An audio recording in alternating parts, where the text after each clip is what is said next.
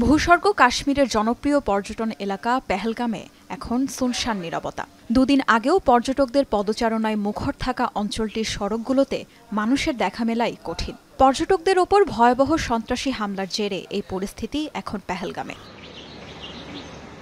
সন্ত্রাসী হামলার জেরে পেহেলগামে চলছে শাটডাউন। যেকোনো সময় আবারও হামলার আতঙ্কে স্থানীয় ব্যবসায়ীরা। বন্ধ স্থানীয় সব দোকানপাট ও হোটেলগুলো। ভয়ে অঞ্চলটি ছেড়ে গেছেন পর্যটকরাও। কড়া নিরাপত্তা চাদরে ঢাকা পুরো শহর। বিভিন্ন জায়গায় বসানো হয়েছে চেকপোস্ট। চলছে তল্লাশি অভিযান। নিরাপত্তা বাহিনীর তল্লাশি ও হয়রানির ভয়ে ঘর থেকে বের হচ্ছেন না স্থানীয়রাও।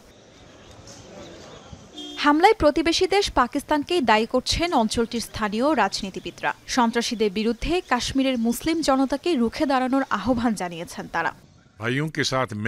গুলি করার আগে তাদের ধর্ম কি তা জিজ্ঞেস করা হয়েছে। ধর্মের প্রশ্নে সাফ বোঝাই যায় এই হামলা পাকিস্তানের চক্রান্ত ছাড়া আর কিছুই না।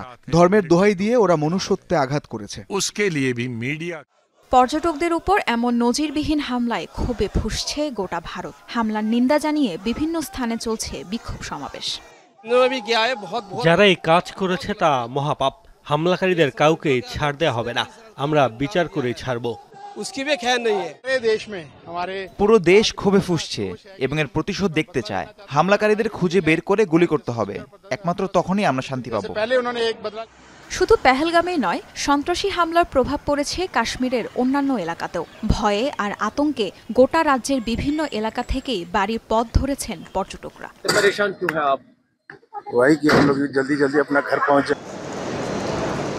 তাজরিয়ান সোবহান, যমুনা নিউজ।